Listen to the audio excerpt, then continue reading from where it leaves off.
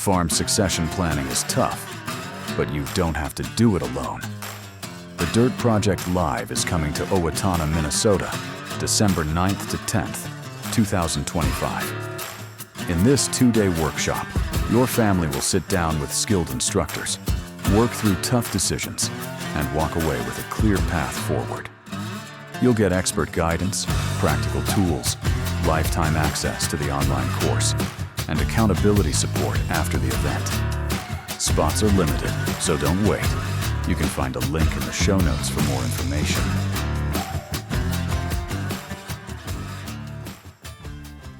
Welcome to the Ag Inspo podcast, where we delve into the dynamic world of agriculture, uncovering the stories that inspire, empower, and drive change.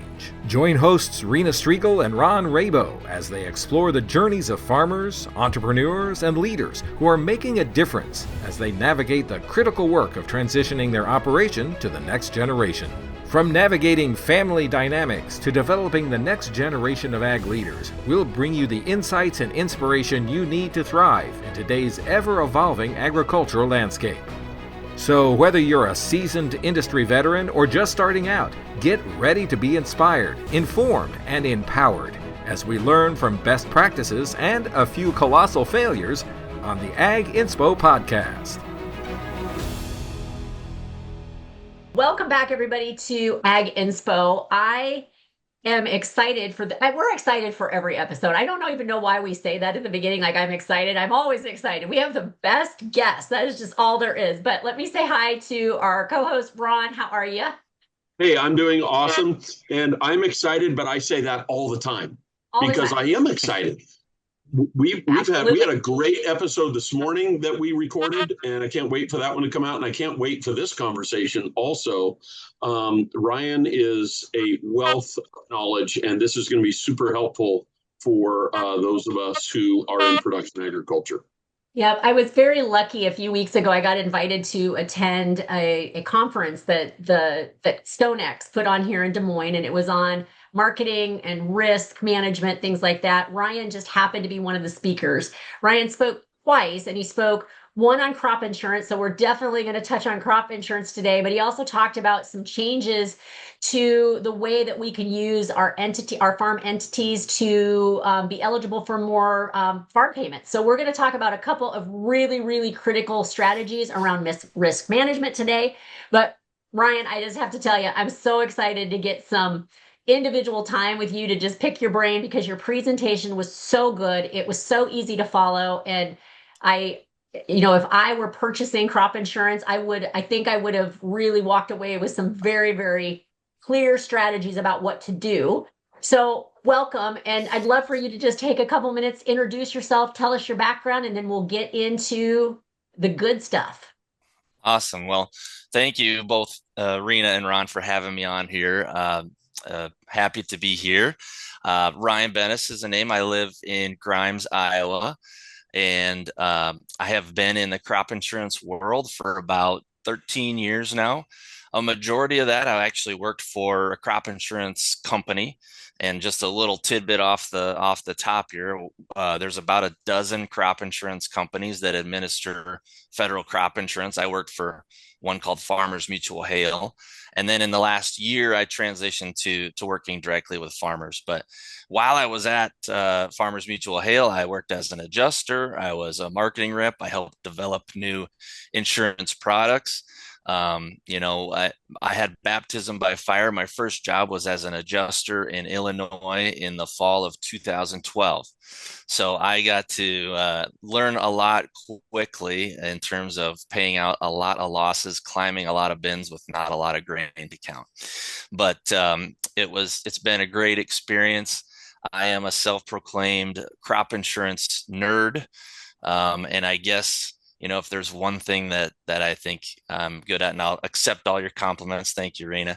I just try and take some of these more complicated concepts and make them digestible for farmers, because there's more detail here than most farmers want to dig into. So we just need to highlight the stuff that matters. Absolutely. And I think that's a great point before we actually get into this about we talk a lot about the importance of finding people that really are experts in their lane to give you good advice. And so I love that you are a geek. I think the geeks are some of the biggest gifts that we can have in the complexity around all of the things that we're doing around agriculture. And so I love it that you call yourself that, and we are just happy to hear what you got to say today. Well, I will say, you talk about specialized. I am specialized in crop insurance. I am a true town kid. My grandfather and uncle farmed, but I had really nothing to do with it. Do not, do not put me in a tractor cab. Do not put me in a combine cab. I will cause trouble. So I am here to run the numbers, help you understand what's good for your farm operation, trying to get the most value out of all these programs. So yeah. So what landed you in crop insurance? Because that seems like a very interesting path for a person that has not a lot of farm background. Well, good old nepotism. My dad worked for Farmers Mutual Hail and finished up school. Didn't know what I was going to do. Spent a year goofing off in France. Still didn't know what I was going to do. Came back home and dad says, "Hey, if you don't know what you're going to do, you can still come work for the company." And that was my next best opportunity. So that's what I did. And the rest is history. So awesome. Well, I know that with the passing of the One Big Beautiful Bill, that had some pretty exciting impact on your industry. So let's just jump right into the meat of this, and let's talk about what changed. Yeah, 100%. So without trying to be, without exaggerating too much, this is by far the biggest thing that's happened in crop insurance and risk management as a whole in my career, and probably further back than that. All the programs that we have been made cheaper and enhanced in the way that we expect, especially the Title I programs, to be better supports for farmers than they previously have been. So just to highlight a couple of them. So reference prices that we use for all our crops, right? And there's 22 different crops that we have under the ARC or PLC program. Those are the Title I programs at FSA.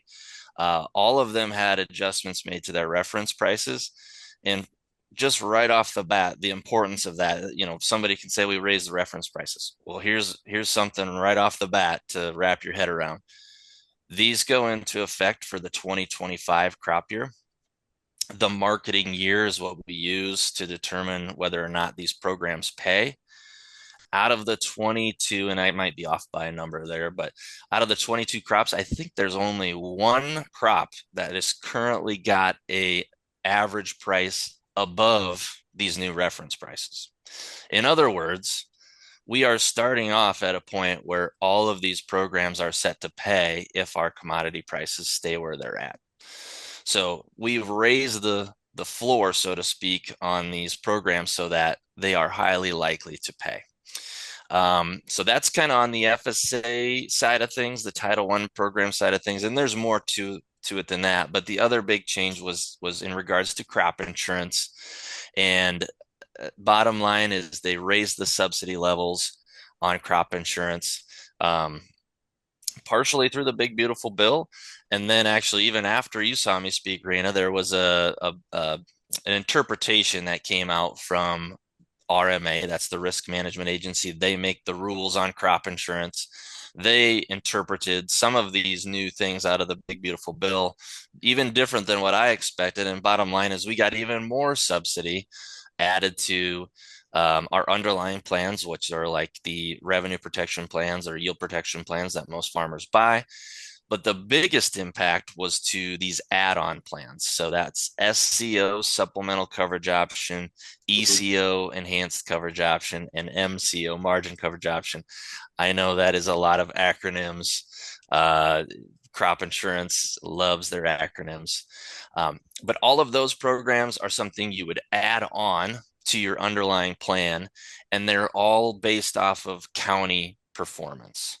Okay, so A lot of farmers that aren't in love with the fact that we would trigger these payments based off of a countywide yield or price issue versus an individual yield or price issue, just because they feel like there might be some sort of disconnect between what's happening with them and the county. But bottom line is that these programs now have become so cheap, so worthwhile, that it's hard for anybody to ignore. Mhm. And so essentially these programs take you up to a spot where our deductibles are no longer, and Ron, maybe you had, I don't want to pick on you, but I don't know what kind of level you're buying out there, but you're probably not buying 85% level, or you're not doing it No, often. actually farm wide, we buy 70% coverage. And 70% that's kind coverage. of, where the subsidy ends. And Yep. it just seems to me that it gets cost prohibitive beyond that point. I mean, you really have to get something to pay to justify that additional coverage. Yep. And I think you're in the same boat as a lot of folks in your area. And previously these add-on coverages that I mentioned, and I can dig into each one at least high level, but these area-wide coverages haven't been very popular because A, they are based off the county, and B, they still came with a cost, right? Mhm. Well, that cost has gotten dramatically cheaper. And I think folks are getting more used to the area wide plans. Um, for instance, I know out west in particular, those plans are less popular because geographically, the counties are just simply bigger. Mhm. And we also have more spot losses, primarily hail. Right. You guys have a lot of hail out there versus what is what hail insurance looks like in Ohio. It's amazing what the rates are in terms of differences Mhm. there. Literally Yep. 100 times 100 more times more. expensive in Yeah. Wyoming than it would be in Ohio. Yeah. But bottom line is that because these programs are so I hate to use the word cheap, but inexpensive is maybe the better way to put it, Mhm. that it's hard for any farmer to ignore. So just if you're a math person, here's the math behind it. Government is subsidizing these programs at 80%, which means the farmer is paying 20%. And the And government, that's the new subsidy. that is the new subsidy. So that is for just these add-on programs. Again, that's ECO, SCO, and MCO. And there's a couple of more that are more specialized. That would be hurricane protection, and then fire insurance protection. That's specifically for smoke exposure on grapes. So some unique stuff there, but So that 80% doesn't apply to regular multi-peril. it does not. All of the underlying plans did have a small boost in their subsidy percentage as well. But the biggest chunk of new subsidy went towards these new area or the area wide plans. Mm-hmm. Yeah. Now we took out, and we're going to be doing more of it in the future. Last year was my first experience with ECO and SCO. Okay. And when you do the math on it, it just made sense. Yeah. And I thought, why would we not at least? I mean, I think that, like, when you look at relative risk about what we do out there versus, I mean, this is a little bit of a gamble, but you're kind of gambling on yourself and your own yields competing with the county. Mm-hmm. And I thought it just made sense. And the math proved well this year. Yeah. 100%. Mm-hmm. So to wrap that up, right, and maybe prove your point there, Ron, 20% of the total premium is what you're paying. The government targets around 85% as being the loss ratio. And so that basically means for every 85 cents of premium, or for every dollar of premium, 85 cents is paid out in terms of claim payments. Well, as a farmer, you're not paying in the full dollar of premium. You're paying in this case, you're only paying 20 cents. Now, it's not going to pay out every year. This is going to be over the long haul. It's a target loss ratio. But if you could just say over the course of 10 or 20 years, I'm going to get paid out 85 cents for every 20 I put in. yeah, that's a pretty good deal. So that's kind of the math behind it. If people appreciate the ROI side of crop insurance, which is unique when it comes to crop insurance, we do not expect to have an ROI on our homeowners insurance or auto insurance. We expect that it's just there in case of emergency. When it comes to crop insurance, if we're in this long enough, we can expect to get more out than we put in.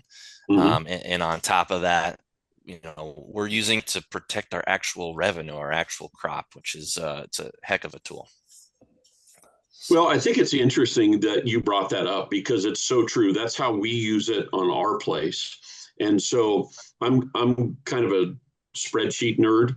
And so I do everything on spreadsheets. So, I have the history of my farm based on different crops, what we've paid in on insurance, what we've gotten out, what that return is, and is it worth it over the long haul? And so, like you said, it doesn't pay every single year, but the return on that investment just makes sense over, even a shorter term, like even a 5 year, but especially on like a 10 or 12 or 15 year, it just makes sense. And then when you can add those others like ECO, SEO, and MCO back in there, I think it's only going to improve that number on the return. Yeah, absolutely. And especially with these new subsidy levels. So when you purchased it last year, Ron, ECO and SEO were subsidized at 65%. Right. That's still nothing to sneeze at, but now it's 80. Even at 65%, it just made a ton of sense to me when we ran the math on these particular crops. 100%. So now you mentioned on ARC and PLC, so that reference price has been raised, which I think needed to be to reflect, any kind of return to the farmer at all, because, we've got to be able to keep pace with all of our input costs and whatnot. And when the reference price was so low, I mean, it's just almost, you think about how low the markets are right now. We have to make sure that we're hitting that. I think from a farmer's perspective, I'm jaded, of course, but you mentioned that there were 22 crops that are covered, and one is they're all looking to pay this year except for one. What is that one crop? I believe it's oats, and let me clarify by saying that the USDA publishes monthly a projection of what the marketing year average price is. And just so everybody knows, the marketing year average price is basically a national average cash price. And it is a survey of cash price spot sales all over the nation for what is considered the marketing year. So say, for instance, on wheat, which is fairly popular across the nation, I believe the marketing year is from the 1st of August through the following year's end of July. And so bottom line is that when USDA published their projections for what that marketing year average is going to be for 2025, all the crops are coming in under their new reference price, except for oats. Yeah. Yep. So makes sense. Yep. But and so what that means, right? And by the way, one other little caveat here from the Big Beautiful Bill is that many farmers are familiar with choosing between the ARC County program and the PLC, or the price loss coverage program at FSA. That's a choice that has to be made each spring. That will not change. That will not change moving forward.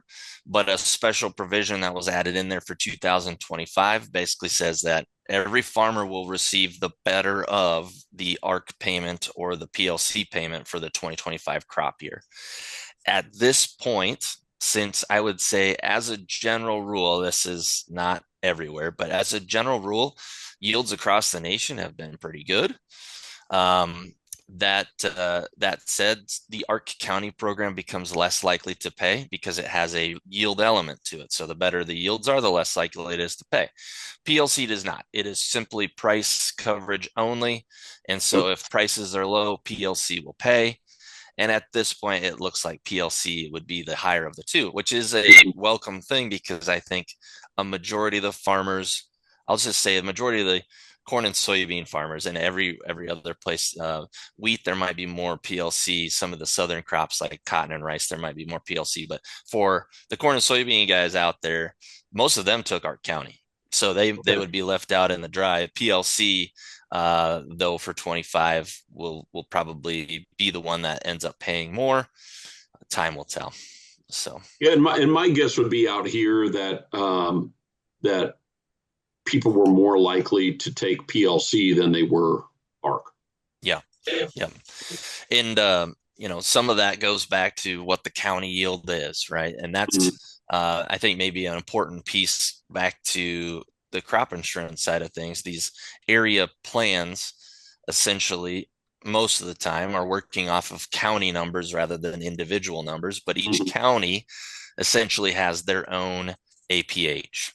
So I don't know which county you're in out there, Ron, but I'm sure what county are you in? Laramie County. Laramie County. So Laramie County would have a expected county yield, say for wheat, and then that is the coverage essentially you're buying with ECO or SCO. Right. ECO, by the way, triggers at 95% of the county's expected yield or revenue. SCO triggers at 86%. Okay. So, and those SCO coverage goes from 86% down to your underlying level. And so you were on top of this last year, Ron, but I think for a lot of folks, especially maybe outside of the I-state area, the area plans like ECO and SCO were not very popular. And I think that they will become... I don't think they were well known either. Probably not. It doesn't seem to me like, No. And I think they will become very popular overnight. And like I said, some of that goes back to geography, and we don't want to spend our money on something that's based off the county versus our own losses. And we might have to give up, some of our insurance budget that we would normally put towards like hail insurance to buy this. And it was kind of a no-go. But again, now it is so cost effective. I mean, I hate to use the term no brainer, because I feel like some folks could take that the wrong way and say, well, yeah, it's going to pay every year. It won't. Right. But the math would tell you that over time, these are great plans to be in. Well, the value is there. And like you said, I think it's like anything that you're going to invest in. You have to look through a long-term lens. You can't look through a short-term lens. And if you're just doing it to see if it works, you might just spend some premium money for a couple of years. But I think over the long haul, the numbers just prove that it does. And I know that when marketing and we're building a budget and we're doing everything on our farm to figure out where we're going to be, these are all critical components of things that we need to put in our spreadsheets to say, does this make sense to take, and what is the return on the investment, just like we would for anything else that we're going to invest in. Yeah, 100%. I would also just throw out there, like for your circumstances, Ron, you're buying 70% level. That's probably not covering your costs if you were to take the revenue that gets generated off a 70% policy. Now, if you were adding in the liability that you're going to get, if you could go all the way up to 95%, now you're getting really close, or you're maybe even exceeding your liability, might be exceeding your input costs. And I think that is probably true for a lot of farmers out there. Yes. That you would probably just can't buy enough coverage individually to get yourself over those input costs. But with these add-ons, I think you can get really close, or maybe even above. Well, I think another add-on, and you mentioned that a lot of guys are doing it now, but I think that a crop revenue coverage that you can add on to that multi-peril just makes all the sense in the world. And maybe kind of walk through those folks that aren't real familiar with how that particular side of the program works, kind of what the ins and outs are and what that looks like. you're just talking about the revenue protection piece of it? Exactly. Yep. Yeah. So I think also same thing. You get outside of the heart of the Midwest, so to speak, and a lot of folks were buying just yield protection plans, and they were managing price risk on their own. But revenue protection, which is available on so many crops today, dozens of different crops out there, basically sets a price at the beginning of the year, and then it sets another price at the harvest time for that crop in the same year. And if we see a decline in that price, your required yield to overcome a loss increases, right? Mm-hmm. And if we do have prices increasing over the same period of time, if we have a yield loss, we're going to get paid at that higher price. Mm-hmm. So it's almost like I had somebody that helped develop revenue protection speak to me one time, and I'm going to forget his name. But he said basically that when they developed the program, the point was that it was a artificial put and call built into a plan for the farmer. It doesn't work exactly like put and call options, but it has the same kind of the spirit of it is we're going to get paid when prices fall, and when prices rise, we can get that higher price for lost bushels. Which I think is also important to point out to everyone, that just because you look at your production and you don't have a production loss doesn't mean that you don't have a crop revenue loss.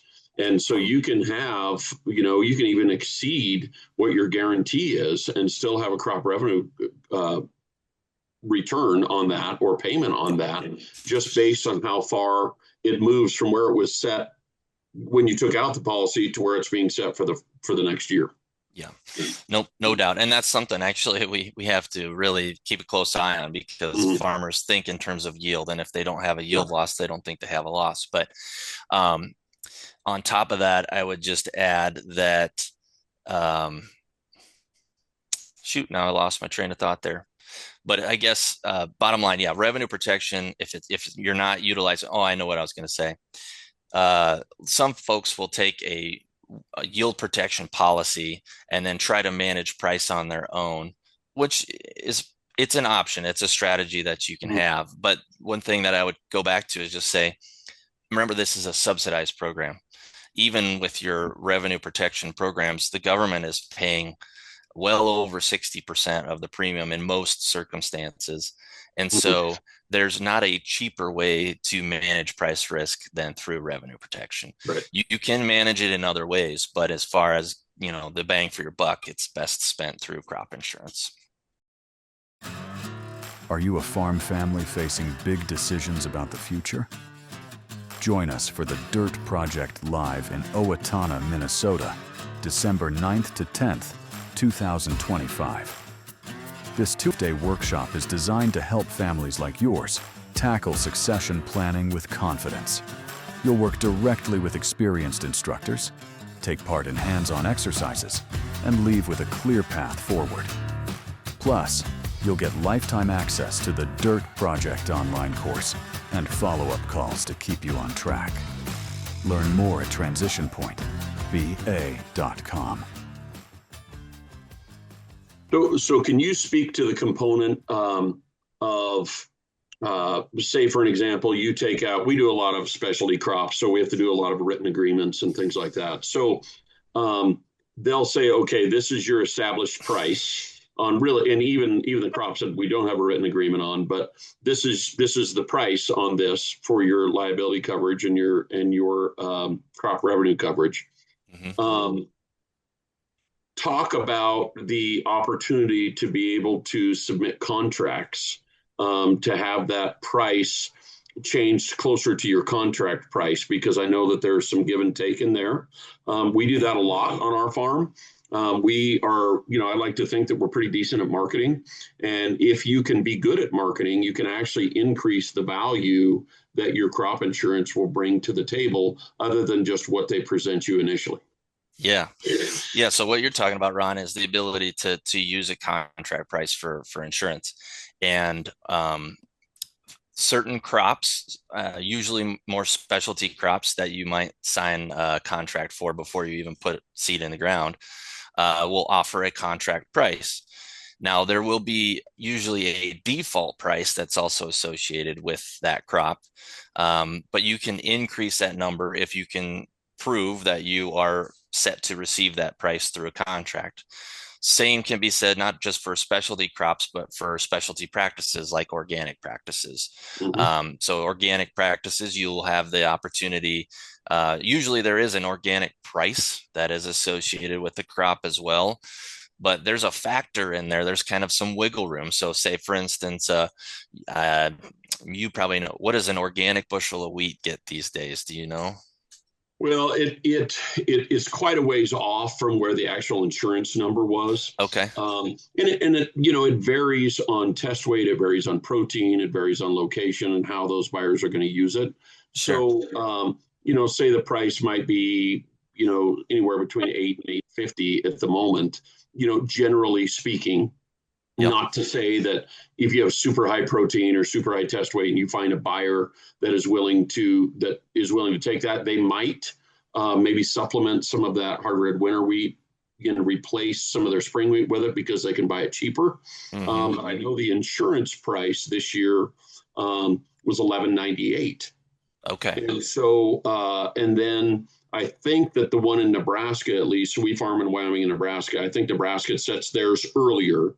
And I want to say it came down to I want to say it was like 1052 or something. It's significantly lower than where it was, which is good from the standpoint for those of us that got a lot of hail damage like us this year, and a lot of drought damage, that we didn't have the yields that we expected. So we can make some of that up with that crop revenue protection, which I think is why it's important to build all that stuff into your budget when you're doing it.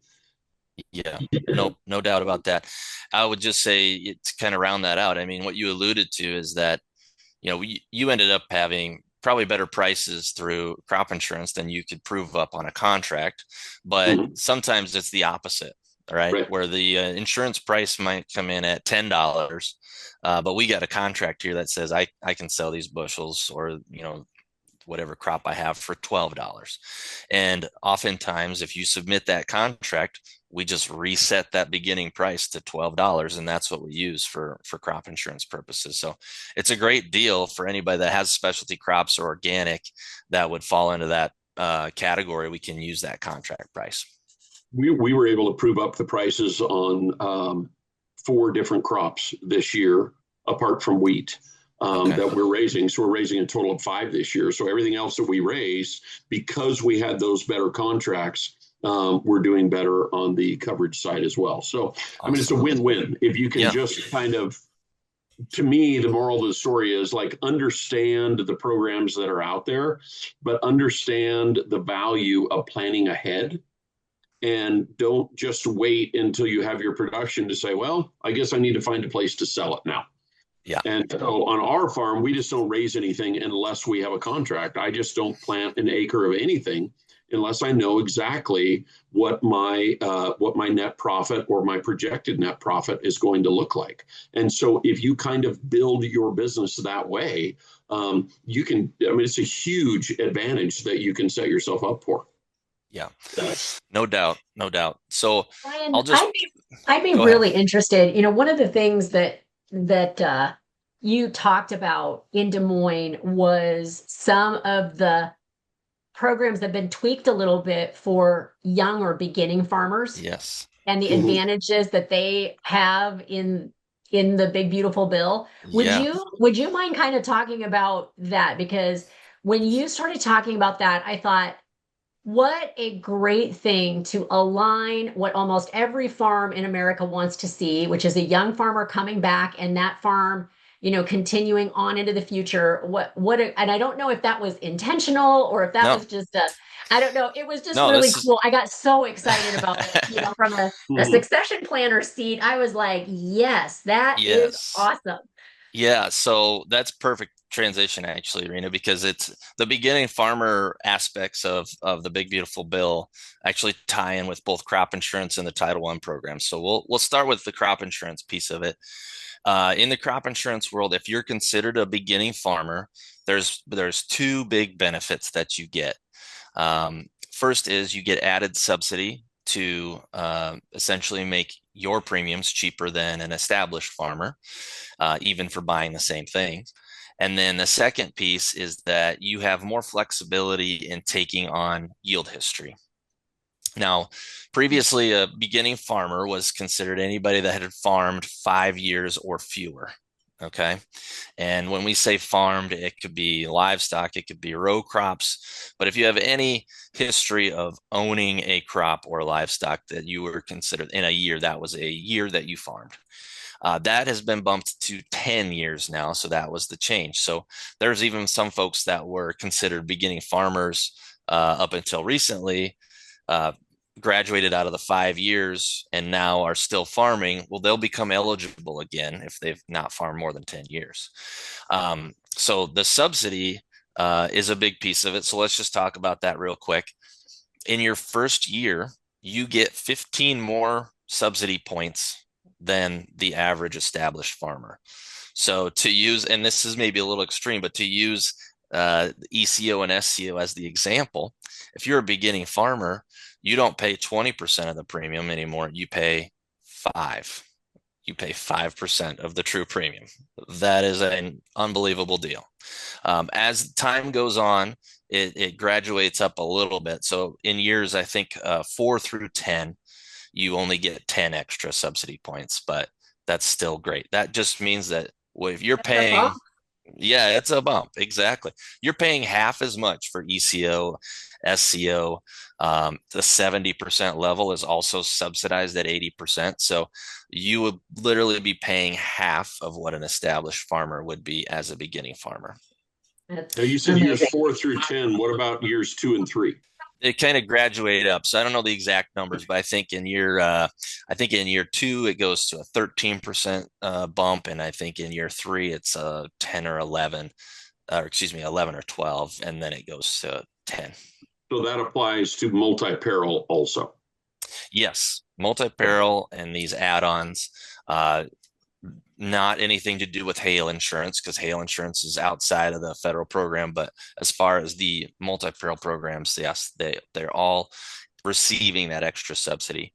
But perhaps, that don't get me wrong, that subsidy bump is huge. But perhaps even a bigger part of this, and this has been around, this was not even a part of the big bill. But let's just say I am a farmer that has a few kids on the farm that are coming in that are considered beginning farmers. Maybe my best way to help them get started is I have an opportunity to pick up some ground in the county. If I picked up the ground under my established farm, I would use my own averages, my own farm averages, to establish my APH or my history on that farm. But let's say I'm actually going to be renting a farm that has a really good history of yields. My best strategy is not to have that ground picked up underneath my established farm. My best strategy is to have my beginning farmer pick it up, because unlike me as the established farmer, I can't take that old history, but the beginning farmer can. Okay. The key is that they have to get their hands on it. And that's essentially meaning the previous landowner or tenant's got to be willing to share that history with the beginning farmer. But I think most of the time people play nice most of the time. So that would be a huge way to start establishing that beginning farmer, because now not only do I get that great yield established on this new ground, but as a beginning farmer, any other ground I pick up, I'm going to use that new average to establish the average for anything else I pick up as a beginning farmer. So that's a huge piece, right? That's the crop insurance piece of the beginning farmer benefits. So can I ask you a quick question on that? Mm-hmm. Say, for an example, Rena mentioned transition. So let's say, a couple has the farm and their kids they're going to transition their kids to that. Mm-hmm. Can they just lease that ground to their kids in that transition process so that they can take advantage of this? It doesn't matter who it comes from. There's no family restrictions or anything like that. No, all that would work the same. In that scenario, maybe again, to try to squeeze the most out of these things, you might say, well, let's give let's give child number one the best APH ground that we've got, so that if they're growing their operation from there, they're going to be using that average to establish the average for any future ground that they pick up.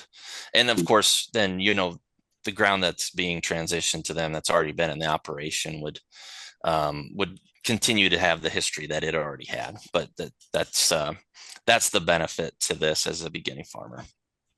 So that said, the other half of this is more related to the Title I programs. And so if you don't mind, I'm going to transition over there. Go for it. The Title I programs, we talked about ARC and PLC already. One thing we didn't talk about is that we got new payment limitations, or new rules around the payment limitations. First rule is that previously each qualifying farm had a $125,000 limit, payment limit. And then that got bumped to $155,000. Okay, not bad. Bigger part, though, of the payment limitations was that a lot of times some of the larger operations out there might have operated as an LLC or as an S corp, those types of things, and yet those entities were considered one entity, one farm, and so they were stuck under those payment limitations. Moving forward, if you're an LLC that actually had, maybe it was a family that had 4 different farm operators within that LLC. Now moving forward, you won't qualify for 1 payment limit. You'll qualify for 4 payment limitations. Yeah. And so the total number of dollars that can be paid out to somebody that has, say, 4 different operators within that farm now has quadrupled, right? And then the last piece of the payment limitations was that there was always a adjusted gross income limit, and the limit is $900,000. And basically, if you exceeded that income level, you were just not eligible for these programs at all. That is also no longer the case, so long as at least 75% of your income comes directly from farming. So we've kind of taken away a lot of the restrictions on these payments. And to swing back to the beginning farmer, if I have a operation that has, 3,000 or 4,000 base acres, and I'm the only operator, I could be leaving a lot of money on the table by having just a single payment limit. So if I'm willing to get some other folks involved in the operation, either as a part of the same farm entity I've already got, or splitting up the farm somewhat to have a new operator, a beginning farmer, have established their own farm, now I have split my base acres in a way that I should be able to qualify for higher overall payments. One question I have about that, Ryan, is okay, so let's take your example of the LLC. We've got a single member LLC that operation actually has 3 young farmers. So that would be your example of 4, right? Let's just say dad, 3 kids. Yep. How much ownership does dad have to give those 3 kids in that LLC to qualify for additional payments? Do you know? I believe it's 10%. So in order to, and it might even be less than that. I say 10 because the requirement in the crop insurance world is that if you have at least 10% interest in the entity, then you must be listed as an SBI, a substantial beneficial interest, right? Okay. If you're less than that, you don't have to be listed. I don't know if FSA cares if it's 1% or 10% or 25%. That's something I could definitely get back with you guys on, though. Okay. Yeah, that would be something I'd be really interested to know, because when you start talking about transfer of ownership, one thing that we really caution people from doing is chasing payments or reduction of taxes as strategies that hurt your overall ability to transition later, right? Yes. So when we're talking about bringing people into an ownership stake, knowing why you're doing it, knowing what the trade-off is, right? Because you're letting people into an ownership seat. Yes, it could create some significant payments for you over the long term, but it also means you've got partners. Yeah. And you've and there got again, owners now. yes, there again, staying in my own lane, Rena, you're Yep. 100% right, right? So I offer these up as strategies, not as recommendations, because No. what's going on within that family farm is, outside of my realm. But And honestly, I love it. Like I really love that they have removed some restrictions because I have seen farmers really struggle with number one, like how do we work around restrictions, right? Which creates some somewhat problematic decisions that are being made sometimes, right? Mhm. And I really think if you're out there and you're doing the thing, don't try to work yourself around the programs. Let's make the programs work for the farmer. So I'm Yeah. super excited to hear about some of these changes. And so just to reiterate now that $900,000 cap, there is no cap. There is essentially no cap so long as you have 75% or greater of your income coming from Okay. farming. Yep. Okay. So if you do make over 900,000 and that's not the case, then yes, you would be ineligible for these programs. But I would say a majority of the farmers that are concerned with these programs have 75% of their income coming from or farming.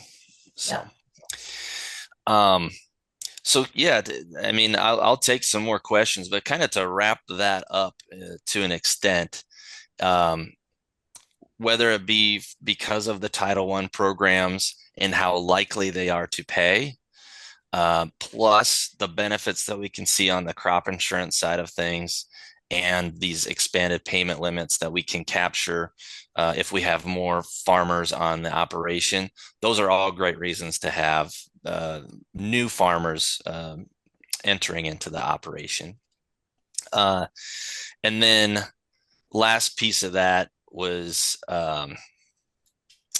gosh, I didn't drink my coffee this afternoon. I've lost my train of thought 2 times in a row. Well, are there, my question, backing up just a little bit, are there age limitations? Essentially, no. If you are a minor, if you're under 18, then oftentimes you need to have a consenting adult sign off on. For crop insurance, it's literally you just sign right next to their name, right? That I am an adult and I will, back up what's being But as far as for. the FSA is concerned, there's no. I think it's the same story there at FSA. Yep. Okay. Yep. Hey, I think that's some really exciting things that ought to get people's creative juices thinking in terms of, okay, where are we at and how are Yes. we looking at this and how can we take advantage of it? Right. Okay. So one more piece of that, very important, right? Okay. So we talked about more operators, more payment limits. Some farms don't need extra operators. Okay. Just in my neck of the woods, if you have 12 to 1,500 base acres of corn or soybeans, if they were to max out a payment, say under Ark County, you're getting really close to that $155,000. Okay. Ron, the math's going to be different in your neck of the woods. It's going to be a lot different. So that base acre number, you're going to have to try to back into, okay, how many base acres do we have on our farm? And what kind of a payment per acre could a base acre generate? And then if we got to do some math to see, in a worst case scenario, if I had disaster across the board, how much are these programs going to pay me? And I need to make sure I have enough entities to capture all that in terms of a payment.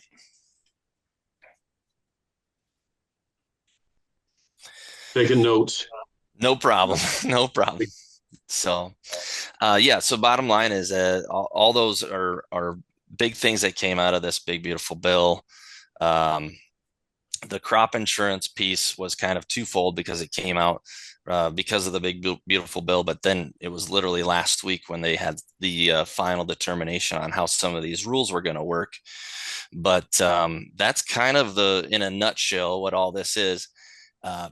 Big picture, I think that these changes were significant enough. I think it's at least a signal from the government to say, we've had about 7 or 8 years in a row now where there's been some sort of an emergency or a disaster program that's been administered. Mm-hmm. And I think that for several reasons, they would prefer to have a better crop insurance program, a better Title I program, so that they don't just have to send out ad hoc disaster assistance. Right. Okay. That said, after all these changes, I think they're going to probably do something for 2025 because it's been a rough year in the commodity markets. So there may be something coming yet for 2025, which is outside of both of these programs. But I think at a higher level, you see the government saying, farmers, we're giving you all the tools you can have. You can insure yourself as much or as little as you want. And if prices are, just down over a long period of time, we got these ARC and PLC programs as well. And hopefully the need for these disaster programs are not as prevalent moving forward. Well, I think from a farmer's perspective, it's encouraging to understand that the actual government is maybe, at least in this particular moment, in this particular instance, is willing to recognize the fact that we have a complete inverse of expenses to revenue capabilities. Mm-hmm. That the amount of dollars that you have to put into an acre here, even if you get a good crop, doesn't even make sense from a marketing perspective. I mean, if you had a great crop and you market it at the current prices, in many instances, you're really not even covering those costs that go into that acre. And so I think it's refreshing to understand that maybe, or to at least see in this particular case, that they're stepping up to the plate and they're saying, look, we recognize that there's some things going on, and I feel that there's some more engagement that's gone on. So apparently there's more of a nationwide lobby for this. And I think that for those of us who farm, I think that we can be assured that 2025 might not, because of things like this, might not be as big of a disaster as we were looking at. I think on a lot of farms, we're looking at huge losses for many years now. We've seen a drop in net farm incomes, and that continues to persist. And unless something is engaged, something takes place, then the survivability of our farms and our farm families is just not something that is going to be measured in any sort of positive way. Yeah.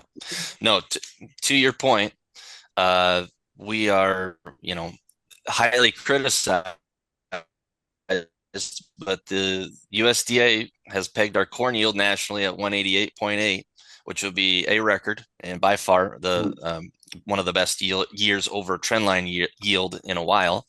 And yet it is possibly going to be one of the worst profit and loss years for farmers in a long time.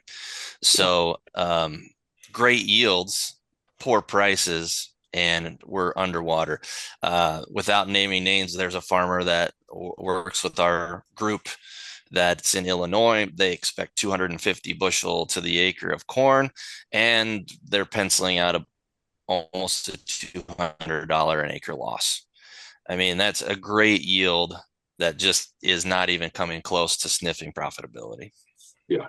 So, so these programs are welcome, and I there is a faction of people, and I can't even disagree with them all the time, that think that these programs are not so great, that they manipulate the market, or there's just too much of it, or they want to let free markets be a little bit more damaging, I guess, before we find the break even mark, or I don't know how to put that, but you guys understand what I'm saying. Yeah. But I think that because I'm an entrepreneur. I am a capitalist, no doubt. I understand. I have friends from the outside that are always playing devil's advocate with me about, hey, if you're such a capitalist, you should not take farm subsidies. You should not take insurance subsidies, all of those types of things. Well, I think the other side of the coin there is if we really let the free market work as many of us say we should, no one could afford groceries.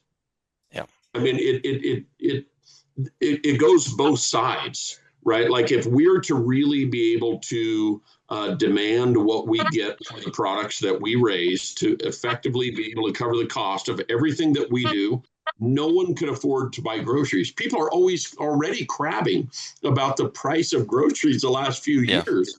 They are nothing compared to what the American farmer undergoes to produce those crops, let alone all the processors and retailers that take those crops and make them marketable and make them edible. And so there's both sides to that. And I think that people need to look at that. I don't think you can just look at the face of insurance programs and farm programs and say, well, the farmers are just getting bailed out.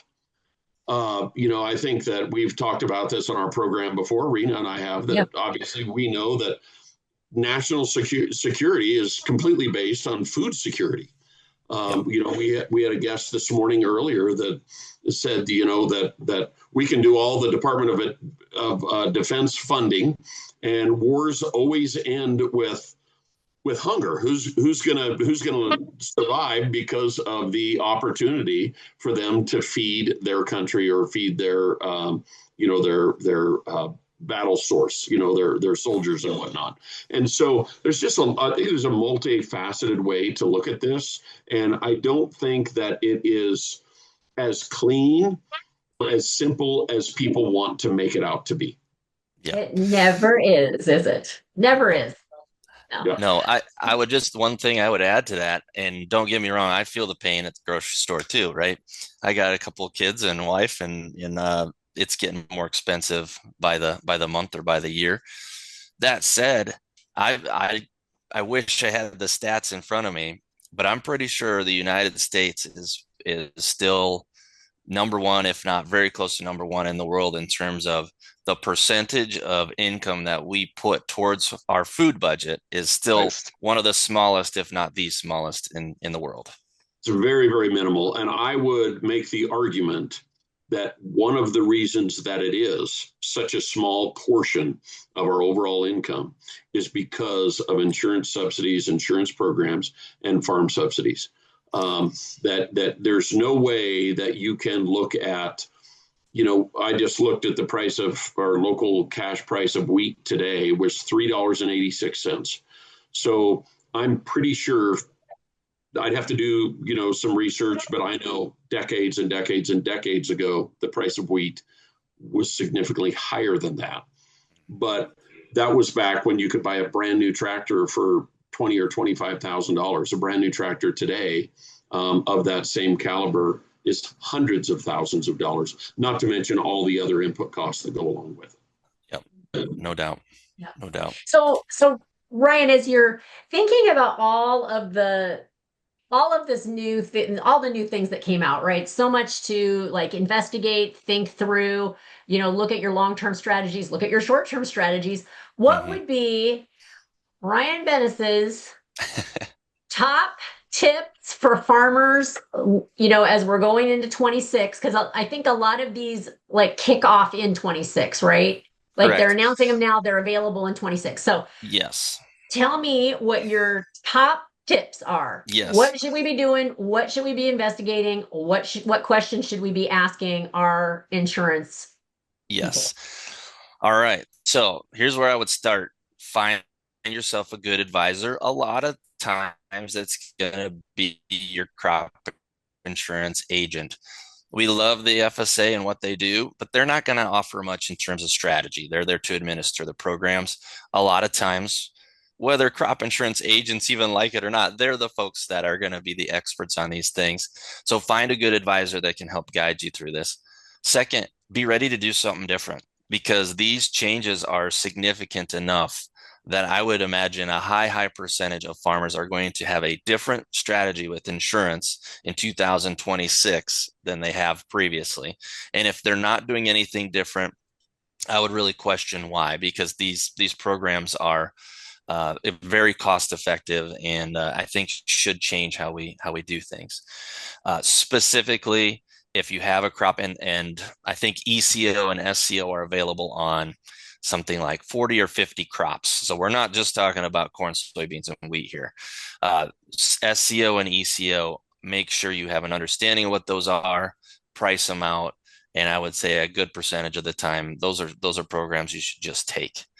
For 2026, this might be getting a little over the skis here, but depending on the crop, I think PLC is going to likely be the better option. I think that history has told us when we're in a lower price environment, we still end up with good yields, but it's hard when we get stuck down here in low commodity prices. It's hard to break out of them. So I think at least at this point, and we're months ahead of the sign up period, PLC looks like the better option for 2026. Don't hold me on that. That was a little early. But then maybe the biggest one, which we hit on, is if it makes sense, get younger people involved on the farm for all the benefits that we mentioned through crop insurance and these expanded payment limitations. It's never been a better time to younger folks involved on the farm because of the benefits that they can get. Yeah, that's awesome. That's awesome. Well, Ryan, thank you so much. And I do have to say, for those of you who are listening to this, you cannot see that Ryan actually has a cheat sheet right over his shoulder that I have been studying, which is all the acronyms and all of so if by any chance you were listening to this, wish you understood the acronyms a little bit, get on YouTube, watch the video. He's got a cheat sheet right behind him. Yes. I apologize that we didn't dive into each one of these. Yeah. Well, a shout out to my wife, because I use these for little educational videos for the farmers I work with, and it's not my handwriting on there. I can tell you that. So I'll tell her thank you, because I was just like looking at everything on your wall, and all of a sudden I was like, oh my goodness, he has got a whiteboard with all the acronyms written out. Yes, Ryan. Yes. So no, it's handy. But yeah, it's a shout out to Micah. She does that for me. So awesome. Well, again, thank you so much for your time today. For everybody listening, we will have Ryan's contact information. We will have, the show notes below. Please get a hold of Ryan if you are concerned or have questions about any of this, or just uncertain if the people that you're working with can provide this level of understanding of the new provisions. I know Ryan would love to talk to you. And we will look forward to following up with you the next time we hear some big changes. Ryan, you're our guy. We'll be back to have another discussion. So thanks, everybody, and we'll see you next time on the Ag Inspo podcast. Thanks, Ryan. Thank you, Ron. Thank you, Rena. You've been listening to the Ag Inspo podcast with Ron Rabou and Rena Striegel. Find Ag Inspo on Transition Point Business Advisors or Farm Journal's YouTube channels, as well as anywhere you find your favorite podcasts. For more information about today's guest or the resources referenced today, please see the show notes listed below. Join us next time when we will meet another inspirational leader who has taken those small steps to bring about really big change.